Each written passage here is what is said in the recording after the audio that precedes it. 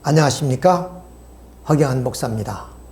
오늘은 삶이 살아본 한반도의 분단이라는 주제로 말씀을 드리도록 하겠습니다. 2차 대전은 미국이 히로시마의 원폭을 투하함으로 말미암아 일본이 무조건 항복으로 인해서 연합군의 승리로 말미암아 우리는 해방을 맞습니다.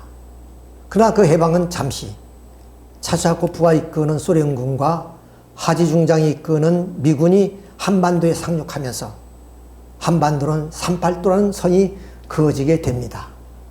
이 38도 선이 자연히 그어진 것은 아니고 이미 얄타회담을 통해서 예시가 되었고, 그리고 동년 12월에 모스크바 삼상회의를 통해서 한반도에 신탁통제가 내려지게 됩니다. 이것은 무엇을 의미하냐면 40년 동안 일제 제국주의가 지배하던 이 한반도에서 이제는 소련과 미군이 주둔하는 그런 입장으로 바꿔진 것 뿐입니다. 자, 이러므로 인해서 신탁통제가 한반도에서 이루어지게 되는데, 그러나 길게 가지는 않았습니다.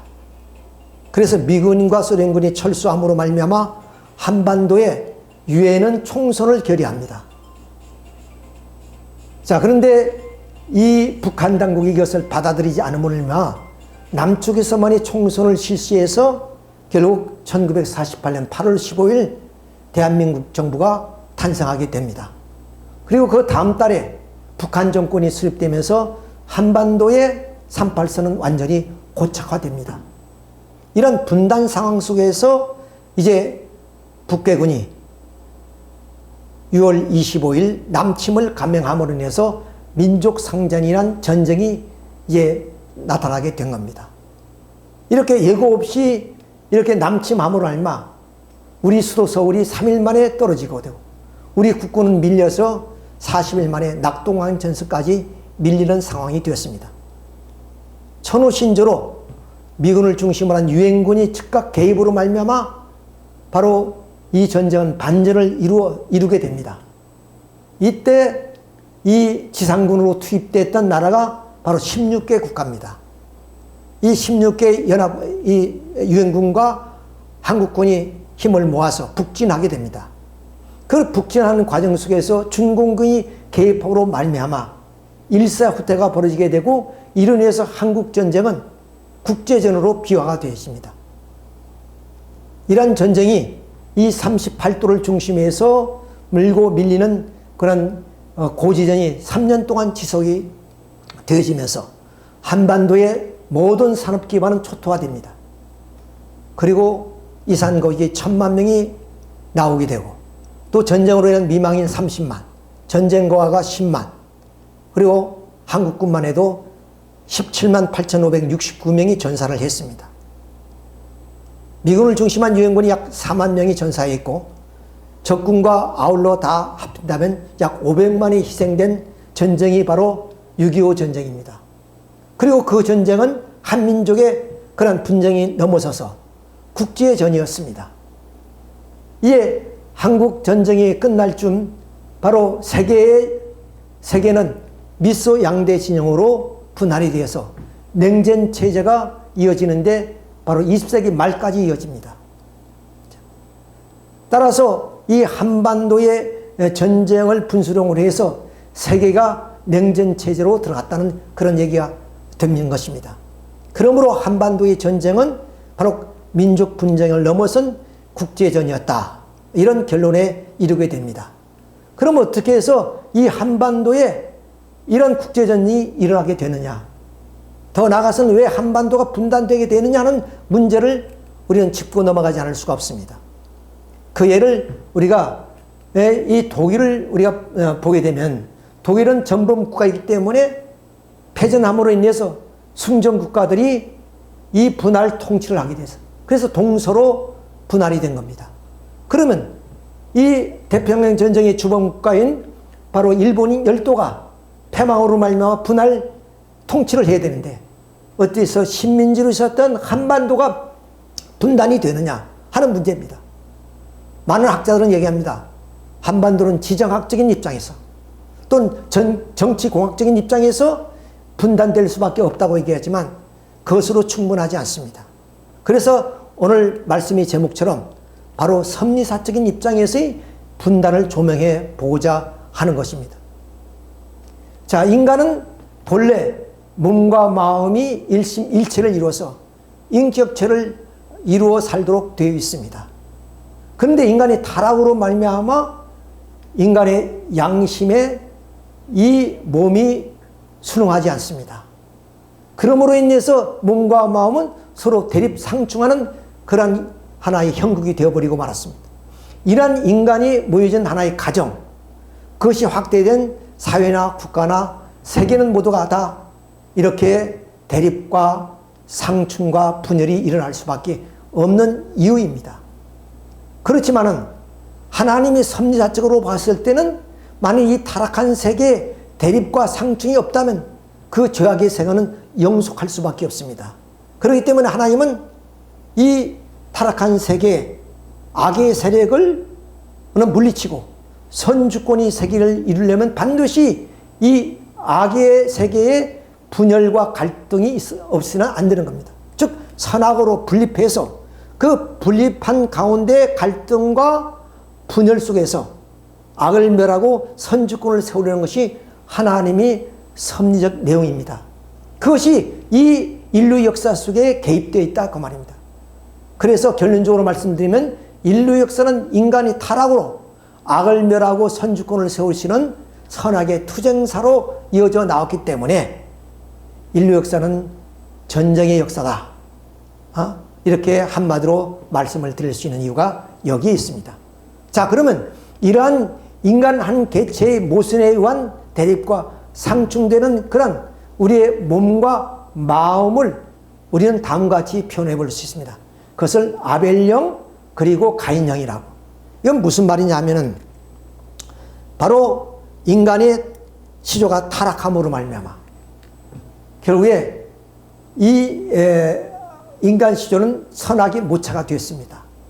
그래서 하나님이 말씀드린 것처럼 이 죄악 역사를 분립함으로 말미암아, 즉 선악으로 분립함으로 말미암아 악을 멸하고 선주권을 세우려 하기 때문에 바로 필연적으로 선악을 분립하는 역사가 필요한 겁니다. 따라서 선악의 모체인 아담을 분립한 것이 가인과 아벨입니다. 그런데 하나님은 이들에게 번제를 드리도록 명령했습니다. 근데 아벨의 제물은 하나님 받으시고 가인의 제물은 받지 않습니다. 이것은 오늘날 신학적인 논쟁거리이기도 합니다. 왜 하나님은 똑같이 명하시고 아벨의 제물은 받으셨는가 하는 문제입니다. 아벨은 바로 하나님의 순종형입니다.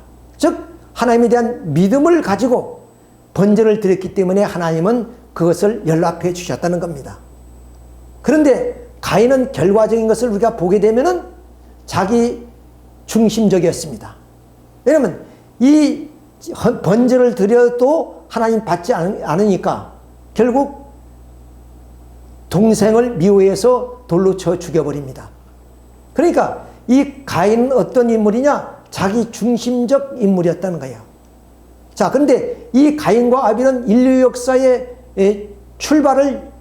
출발점이 있는 것입니다. 그러니까 인류 역사는 크게 선악으로 분립하는 입장에서 봤을 때 바로 신을 중심으로 하는 그런 하나의 인생관과 자기를 중심으로 하는 인생관으로 분립해 볼 수 있다는 겁니다. 그래서 여기에서 아벨령 인생관, 가인령 인생관이라는 하나의 인생관이 우리가 여기서 정립해 볼 수 있다는 겁니다. 이러한 정립된 인생관을 중심으로 해서 세계로 확대되어 나오는 것이 바로 가인령 인생관, 아벨령 인생관으로서 역사는 확대되어 나가게 되는 겁니다. 그것을 이제 우리가 한번 살펴보게 되면 이 지중해를 중심으로 해서 히브리인을 중심한 유대 민족의 그런 하나의 문명권과 그리고 이 발칸반도의 그리스를 중심으로 하는 문명권을 우리가 살펴볼 수가 있습니다. 그리스인들은 인간은 이성적 존재로서 바로 이 진리를 탐구함으로 알마 인간은 행복해질 수 있다는 거예요. 반면에 히브리인들은 인간은 타락한 존재이기 때문에 원죄를 가짐으로 하나님께 믿음을 세울 때만이 하나님의 은총으로 행복해질 수 있다는 겁니다. 따라서 이 그리스인들은 진리를 탐구하는 것이 그들이 행복의 요건입니다. 그래서 진리를 인식하는 그런 하나의 철학자들이 나오게 되는 것이죠. 반면에 히브리인들은 인간은 타락했기 때문에 하나님께 믿음을 세움으로 행복할 수 있고 하나님의 은총을 받을 수 있다는 것이에요. 그러므로 인해서 이러한 유대인의 그런 인간관, 그것을 우리는 신본주의 헤브라임이라고 부르게 됩니다. 그리고 그리스인들이 이성을 중심으로 하는 그런 인간관, 이것을 인본주의 헬레니즘이라고 얘기를 합니다. 역사적으로. 따라서 이 인본주의와 신본주의, 즉 헤브라이즘과 헬레니즘이 역사 속에 저 영국의 역사의 비평가 매튜 아놀드 박사는 이런 얘기를 합니다. 고대 사회의 역사는 헤브라임과 헬레니즘이 오락가락했다, 이런 얘기합니다. 그 말은 무슨 말이냐? 바로 이렇게 개인에서부터 대립상충하는 그런 하나의 역사는 그렇게 국가와 민족을 넘어 세계로 넘어오면서 이렇게 대립해 나왔습니다. 이게 고대 사회의 이 로마 시대에 와서 이 대립과 상충하는 하나의 세계를 통일하고자 하는 것이 하나님의 뜻이었습니다. 자, 이렇게 통일할 수 있는 시대가 어떤 시대냐? 팍스 로마나 시대다, 그 말입니다. 그러면 그 팍스 로마나 시대에 대한 내용을 우리가 한번 잠시 살펴본다면은 이 고대 사회의 지중해를 중심으로 해서 세계를 제패했던 나라가 바빌로니아 제국입니다. 이 바빌로니아 제국이 아시리아 제국을 멸망시키고 바빌로니아 제국이 나오죠. 그 다음 이 바빌로니아 제국이 100년을 이어지 못하고 페르시아 제국에 멸망을 합니다.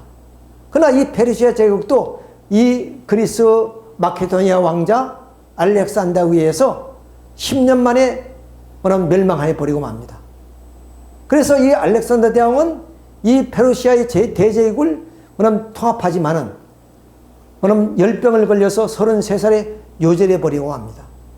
후계자를 남기지 않았기 때문에 그 유장들에 의해서 이 나라가 분할되어지죠.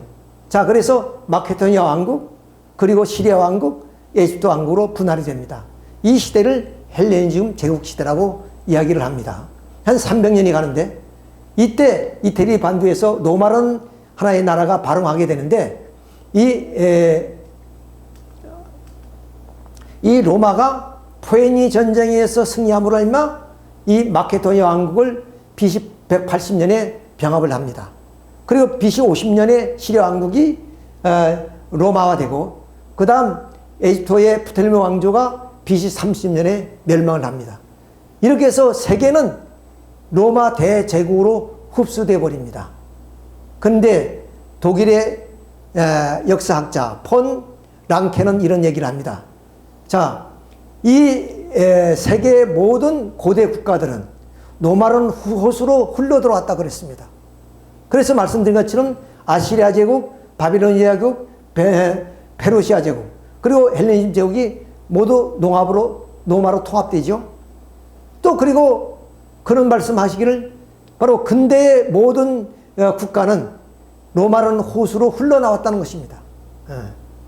자, 이런 것을 우리가 생각해 볼 때 이 로마를 중심으로 해서 모든 세계가 통합되는 그런 시대였다, 이런 말씀입니다. 자, 이런 로마 제국은 지중해를 중심한 사토팔동한 도로, 그리고 헬라를 중심한 이 문명권을 이루어서 이 세계를 통합하는 그런 로마 제국을 형성했습니다. 이 시대를 가리켜서 우리는 팍스 로마나라고 그럽니다. 이 팍스 로마나 시대에 어떤 나라도 이 로마 제국을 대적할 수 있는 나라가 없었습니다.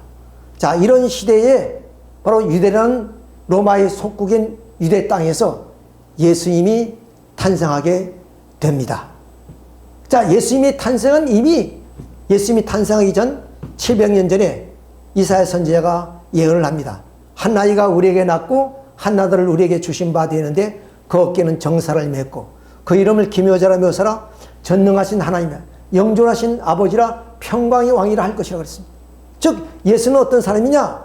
바로 영존하신 아버지로 평강의 왕으로 이 땅에 오셔서 바로 그에게 정사를 맺었다 그랬으니 세계의 통합, 세계의 평화에 실현하는 그런 아버지로서, 그런 왕으로서 이 땅에 오셨다는 거예요. 그러니까 결국 예수님은 이 통합된 로마로 들어가서 이 로마 원론을 중심으로 해서 예수님의 사상을 가지고 세계를 평정하는 그런 시대를 맞이해야 되는 겁니다. 그런데 불행스럽게도 예수님은 이 유대를 넘지 못해서 유대인에 의해서 십자가에 살해됩니다. 예수님이 사후에 예수님 제자들에 의해서 그 예수님의 사상과 이념은 로마로 들어가서 이 로마의 박해 속에서 결국에 유럽을 기독교화시키는데 성공하게 되는 거죠. 자, 이런 하나의 시대이기 때문에 예수님은 바로 이 살아서서 이 박스 로마 나라를 예수님 사상으로 화시켜가지고 통일 세계를 이루는 것이 하나님의 선지적인 목적이었습니다. 즉 예수님을 보낸 목적입니다. 그런데 예수님이 말씀드린 것처럼 십자가에 돌아가심으로 말미암아 오히려 그 제자들이 로마로 들어가서 400년 동안 박해를 받는다는 겁니다. 여기서 여러분이 주셔야 될 그 내용이 뭐냐면 빨간 선과 초록색입니다. 즉 빨간 선은 이 인본주의 헬레니즘을 흐름을 말하는 것이고, 그리고 초록색은 신본주의인 헤브라이즘을 흐름을 말하는 것입니다. 자, 그러니까 원래 이 박스 로마노를 통해서 인본주의와 신본주의가 여기서 통합되어서 하나의 평화의 세계를 구축해야 되는데 예수님이 십자가에 돌아가심으로 말미암아 오히려 이 신본주의는 이 인본주의의 박해를 받는, 속박을 받는 그러한 형국이 되어버리고 말았습니다. 그래서 기독교인들이 400년 동안 박해를 받은 것이에요. 400년, 313년에 콘스탄틴 대제가 기독교를 이제 공인합니다. 그리고 392년 데오도시 1세가 기독교를 국교로 세우므로 이 인본주의와 신본주의 흐름이 달라졌습니다. 즉, 그러면 신본주의인 헤브라이즘이 인본주의인 헬레니즘을 그러면 이제 지배하는 그런 입장이 되었습니다. 다시 말씀드리면 이 기독교 문명권을 통해서 인본주의와 신본주의가 하나로 통합되는 이 통합의 세계, 이 평화의 세계를 실현할 수 있게 되었다 그 말씀입니다. 그렇지만은 기독교가 타락하고 부패함으로 말미암아 그런 사명을 이 중세 시대를 통해서 이룰 수 없게 되었습니다. 근데 이 중세가 저만치 1000년이 이어지게 됩니다. 그 1000년 동안 이어졌던 이 기독교 문명권이 하루아침에 이제 와해되거나 분열될 수가 없었습니다. 그런데 일어난 것이 바로 1095년의 십자군 전쟁입니다. 이 십자군 전쟁을 통해서 중세 사회가 변화되는 그런 하나의 기점을 마련하게 됩니다. 내용을 잠시 살펴보게 되면 이 아라비아 반도에 바로 이 무함마드가 탄생해서 이슬람 종교를 세우게 됩니다. 그리고 이 무함마드가 죽은 후에 정통 칼리프 시대, 그 다음 이어서 우아미 왕조, 아바스 왕조, 이어서 셀주 투르크가 이 중동 지역을 지배하는 이때 바로 이 유럽의 기독교인들이 성지 예루살렘을 순회하는 과정 속에서 많은 핍박과 박해를 받습니다. 그리고 셀주 투르크는 비잔틴 제국을 위협하기 때문에 비잔틴 제국의 황제 알렉세우스 황제가 로마 교회에게 구원병을 요청해서 결성된 것이 십자군입니다. 그러니까 십자군 전쟁은 십자가와 조생딸, 알라와 그리고 야훼의 전쟁이었다 그 말입니다. 이것이 얼마 동안 200년 동안 지속이 되었습니다. 7차의 원정을 이루었지만 결국 이 기독교 원정이 실패로 끝납니다. 그렇지만 이 전쟁을 통해서 유럽 사회가, 즉 중세 사회가 대변혁이 벌어진다는 거예요. 왜 그러냐면 이 아라비아 반도를 중심으로 해서는 인본주의 사상이 팽배한 사회입니다. 여기는 천문, 지리, 역사, 그리고 인문학, 이런 학문이 자유로운 곳이고 자유가 마음대로 학문을 연구할 수 있는 곳이에요. 그건 반면에 이 유럽의 중세 사회는 어떠냐? 교황을 정점으로 하는 종적인 사회예요. 종적인 질서 속에서 모든 이 유럽의 사람들은 뭐냐면 요람에서 무덤까지 종교 의식을 통해서 뭐냐면 살아가는 그런 사회입니다. 그러니까 여기는 어떤 좀 자유로운 어떤 학문 연구도 허용되지 않은, 오직 계시된 성서만 읽어야 됩니다. 그 성서도 자유롭게 읽는 것이 아니라 사제들만 읽을 수 있는 것이에요. 그러니까 이 시대를 가리켜서 역사에서는 바로 이 중세 암흑 시대라고 하는 이유가 여기에 있습니다. 어떤 학문의 자유도 없고 그리고 행동의 자유도 없고 오직 기독교의 그런 그 교황의 주권 속에서 여기서 순종하며 사는 사회가 중세 사회였단 말이에요. 그런데 이 전쟁을 통해서 아라비아 반도로 와 보니까 이 아랍인들은 자유분방하게 학문을 자유롭게 연구할 수 있고, 그래서 천문, 지리, 화학 이런 수많은 그런 자연과학이 발전한 그런 사회였습니다. 이런 사회를 경험하고 이런 사회를 보고 간 수많은 병사들이 이 중세 사회에 자유가 스며들기 시작합니다. 그래서 이 중세 사회가 변화를 가져오게 되는데, 바로 이 중세 사회가 이런 천년의 기독교의 그런 암흑 시대를 깨우치고 이제는 그리스 로마의 그런 문명을 재건하자는 그런 하나의 운동이 벌어지게 되죠. 이어서 사회를 변혁시키는 대운동이 벌어지게 됐으니 이것이 바로 르네상스 혁명이다, 이렇게 얘기를 합니다. 이렇게 해서 14세기에 르네상스 부흥운동이 벌어지기 시작하면서 이 기독교 사회에 변화가 벌어지게 되고, 그래 종교계에서도 자유가 스며들기 시작함으로 말미암아 이제는 형식적인 종교를 넘어서서 신실하고 진실한 신앙을 하자. 그리고 교황을 정점으로 하는 신앙이 아니라 성서를 중심한 그런 하나의 신앙을 부르짖게 됩니다. 그런 의미에서 1517년 종교개혁이 일어나게 되죠. 그러니까 이 중세 암흑의 시대에 이 타락한 사회를 깨우치고 이제는 이런 인본주의와 그리고 신본주의가 각각 자기의 그런 자유를 통해서 이런 세계를 향해서 진행하게 됩니다. 그래서 인본주의는 동진을 하게 되고 신본주의는 서진을 하게 됩니다. 자, 그래서 이 르네상스를 통해서 인본주의는 결국에 프랑스 혁명을 낳았고, 그리고 1848년에 영국에서 공산당 그런 선언이 이루어지게 되죠. 이래서 70년 만에 러시아 공산혁명이 일어나게 되고 2차 대전이 끝나자 중국이 공산화가 됩니다. 반면에 이렇게 종교개혁을 통해서 영국에서는 청교도 혁명이 일어나게 되고 영국이 명예혁명을 통해서 이회제도가 정착하게 됩니다.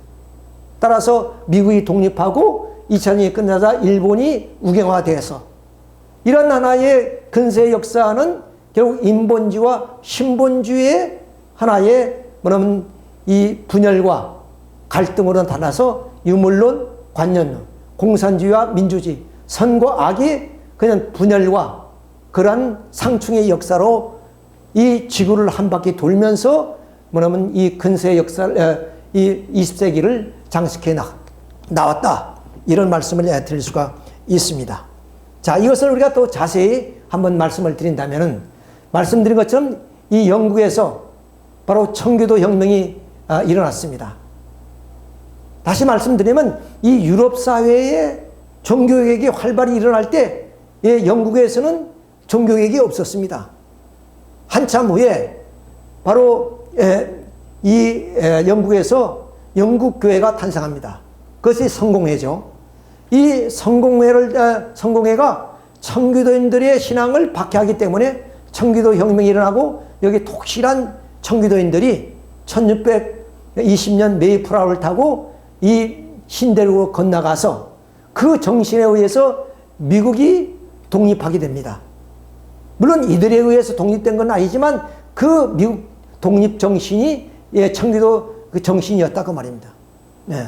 반면에 이 영국에서는 1848년에 칼 마크스와 엥겔스가 의해서 공산당 선언이 이루어지고 되고 그것이 70년 만에 동토의 땅 이 소비에트에 바로 공산주의가 탄생하게 됩니다. 자, 이렇게 해서 뭐는 이 신대륙에는 미국이 독립하고, 그리고 동토의 땅에는 이 볼셰비키 혁명을 통해서 공산주의가 이 땅 위에 태동하는 이런 하나의 형국이 나타나게 되는 것이죠. 자, 그리고 이 미국에서는 이게 노예 해방을 통해서 완전히 민주주의가 세워지고, 그 민주주의의 영향을 받고 이 영국에서 넘어갔던 프리턴들이, 후예들이 바로 한반도로 선교가 들어오게 됩니다. 그 한반도의 선교는 어떻게 결과가 낳게 되냐, 잠시 우리가 살펴보게 되면은, 자, 당시에 이 19세기 동북아시아는 어떤 상황이었냐면 1840년에 아편 전쟁을 통해서 섬나라 영국이 바로 이 청나라를 지배하게 됩니다. 즉 청나라가 이제는 개항하게 되는 거죠.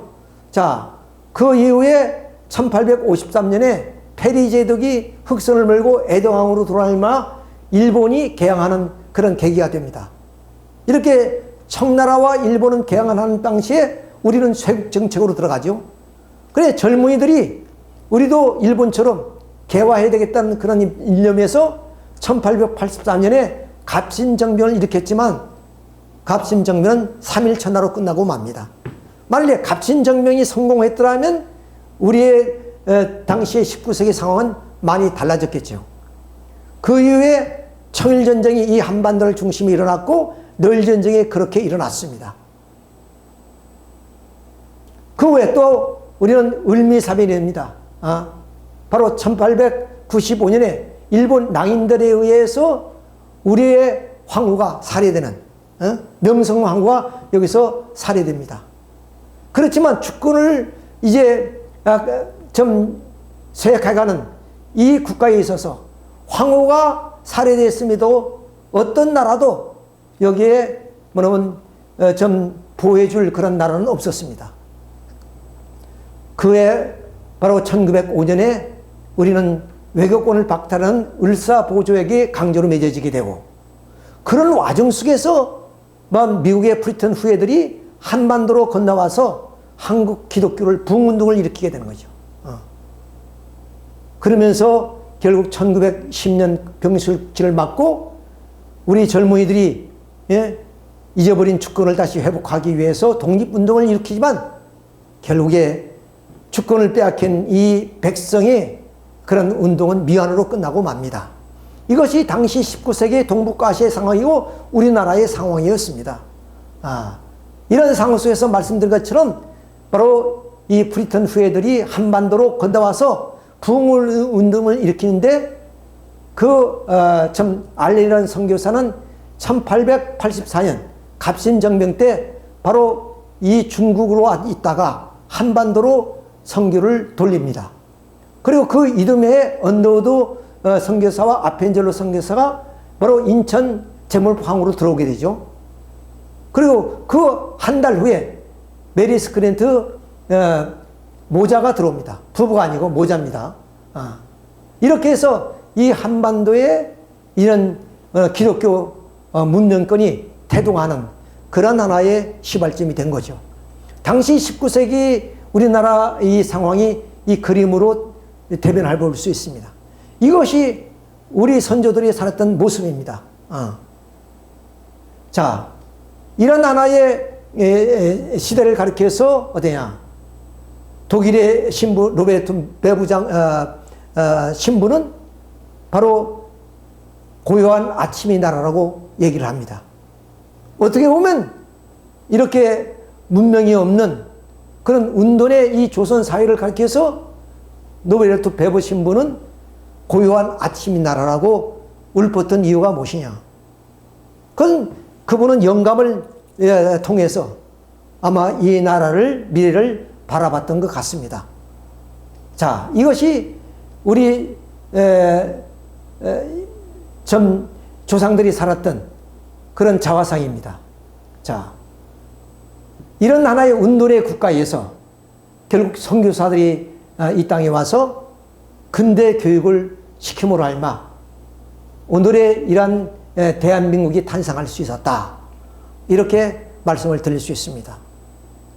자, 이 학교들은 거의가 19세기 말에서 20세기 초에다 세워진 학교들입니다. 그런데 그 당시에 운동의 그런 이 조선 사회에서 이렇게 혁신적인 근대 학교가 세워질 수 있겠느냐, 근대 교육을 세울 수 있느냐, 그 얘기입니다. 당시에 우리 조선 사회는 양반, 지주대에 의해서 오늘 지배되어 있던 그런 사회가 아니겠습니까? 그러니까 교육을 받는 그런 젊은이들은 양반 자제들이나 이런 분들이지, 평민이나 서민들은 교육을 받을 수 없는 그런 상황이었죠. 그러니까 오늘 80, 90%가 문명 그런 사회였습니다. 이런 사회 속에서 이 선교사들이 와서 이렇게 학교를 세우고 그런 근대 교육을 시켰다는 것은 하나의 참 놀라운 일이고, 이거는 하나님이 섬사적인 얘기라고 말씀을 드리지 않을 수밖에 없습니다. 왜냐하면 당시에 우리 조선사회의 재정이나 그런 여러 가지 상황을 봤을 때 이런 학교가 일시에 세워질 수 있었느냐 그 말입니다. 얼마나 많은 재정이 투입돼야 되고, 그리고 또한 이런 학교를 세우면 지도할 수 있는 그런 선생이 또 있어야 됩니다. 이런 상황으로 봤을 때 바로 이 선교사들이 선교구로부터 후원을 받아가지고 이런 학교를 세웠다는 것은 하나의 기적과 같은 일이라고 말씀을 드리지 않을 수가 없는 것입니다. 이렇게 해서 20세기 초까지 약 학교가 얼마냐, 이 신교가 오늘 장로교를 중심에 한 600여 교회, 감리교가 한 200개 교회가 세워졌고, 그 다음 캐톨릭 합치면 약 1000여 개의 교회가 20세기 초까지 세워졌다는 얘기예요. 이건 놀라운 얘기예요. 말씀드린 것처럼 당시 조선의 어떤 정치적인 상황이나 사회적인 현상이나 또한 경제적인 입장에 봤을 때 이건 엄두도 낼 수 없는 얘기입니다. 우리가 원하더라도 그런 교육을 시킬 수 있는 그런 형편이 되지 못한 상황 속에서 선교사들이 1000여 개가 되는 학교를 세워서 오늘 이 젊은이들에게 근대 교육을 시켰다는 것은 놀라운 일이고, 또한 그런 하나의 교육이 있었기 때문에 우리가 이제 60년, 70년대를 되면서 이제 근대 산업을 일굴 수 있는 것도 이러한 인프라가 있었기 때문이라고 말씀을 드릴 수가 있는 이유가 바로 여기에 있습니다. 자, 이렇게 해서 결국 이 우리나라의 근대 교육이 세워지고 또 의료 체계가 세워지고 이런 이제 근대화로 갈 수 있는 어떤 기반이 세워지게 되는 겁니다. 또 한편 이 나라가 일제 지배하에 있을 때 많은 독립운동가들이 상해로 이렇게 가서 임시정부를 중심해서 그런 독립운동을 했습니다. 이런 그 독립운동가들에 의해서 바로 이 공산주의 어느 사상이 스며들기 시작하는데, 그 내용을 우리가 잠시 한번 보게 되면은 바로 제2차 코민테른 대회가 모스크바에서 열렸는데 1차는 1919년에 열렸습니다. 2차 대회 때 여기에 태극기를 보게 되면 우리 조선인들이 참석했다는 것을 알 수가 있습니다. 그러니까 많은 독립운동가들이 이 코민테르에 가입이 되어 있고, 그리고 공산주의에 물들어 있었다 하는 것을 우리가 알 수가 있습니다. 그 대표적인 이름이 분이 바로 박헌영이고, 이 박헌영은 바로 이 모스크바에 있는 레닌 대학의 출신입니다. 그러니까 공산주의 사상을 이론적으로 공부했던 사람이에요. 자, 여기에 보면 같은 모스크바의 레닌 대학에 공부했던 사람들이 있는데, 이분들이 박헌영입니다. 이분입니다. 그리고 박헌영이 차후에 부인되는 주세죽, 이런 한국분이 여기서 4사람이 보입니다. 이렇게 우리 그 독립운동가들이 이렇게 공산주의 이론을 체계적으로 공부한 그런 분들이라는 것을 우리가 여기서 알 수 있고, 그리고 이 좌익운동의 계보를 보게 되면 말씀드린 것처럼 이 독립운동가들이 상하이를 중심으로 해서 형성이 되었고 또 이르주크를 중심해서 공산당이 형성되는데 이것이 결국 뭐냐면 1925년에 일제 치하이죠. 일경의 눈을 피해서 서울에서 조선 공산당이 뭐냐면 창립이 되어집니다. 그리고 이 공산주의는 이 당과 그리고 청년회를 중심으로 해서 활동을 하는데 고려 공산청년회는 박헌영이가 직접 지도를 합니다. 이래서 경성콩그룹을 이어지고 그것이 해방 이후에 남노당으로 이렇게 나타나게 되는 거죠. 그래서 한쪽은 이런 남노당을 중심으로 해서 남쪽에 공산주의가 세워지게 되고 북쪽에는 동북항일연합군 김일성을 중심으로 해서 세워져서 그것이 북한 정권을 수립하는 하나의 계기가 됐다. 이렇게 말씀을 드릴 수 있습니다. 그러니까 결국 이 독립운동가들을 통해 가지고 공산주의 사상이 바로 이 한반도로 들어오게 되고 이 한반도에 이미 독립과 함께 사상의 38선이 그어진 겁니다. 그래 물리적인 이 38선이 그어지기 전에 이미 이렇게 기독교를 중심하고 그리고 무신론인 공산주의 사상을 중심으로 해서 한반도에는 사상의 분단이 형성되고 있었다. 이런 과정 속에서 우리는 독립을 맞이하게 됐고, 그래서 이 세계의 역사는 어떻게 흘러가느냐? 이미 말씀드린 것처럼 이 문해부흥을 통해서 그 운동은 동진해서 그래서 여기에 이제 중국이 공산화가 되기까지 그리고 종교개혁은 서진내에서 뭐냐면 미국이 독립하고 일본이 우경화가 돌아오는 그런 하나의 과정을 거치면서 분열과 갈등을 자아냈던 것입니다. 그것이 바로 인본주의와 신본주의의 그런 분쟁이었고 유물론과 유신 그리고 공산주의와 민주주의 선과 악의 그런 하나의 분쟁의 역사고 투쟁의 역사였다. 그것이 결국 어디냐?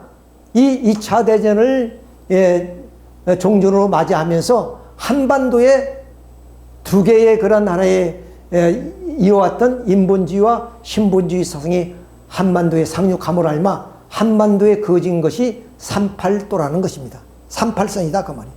따라서 이 38선은 결국 단순한 이 민족의 그런 분열과 국토의 분단을 의미하는 것이 아니라 이 역사에 흘러오는 가인형 인생관, 즉 그럼 인본주의인 헬레니즘 사상과 그리고 아빌령 인생관인 신본주의인 헤브라임 사상이 그 역사에 흘러온 그런 하나의 종착점이 바로 한반도이고 한반도에 착륙했기 때문에 이렇게 분단선으로 구워질 수밖에 없었다 하는 얘기입니다.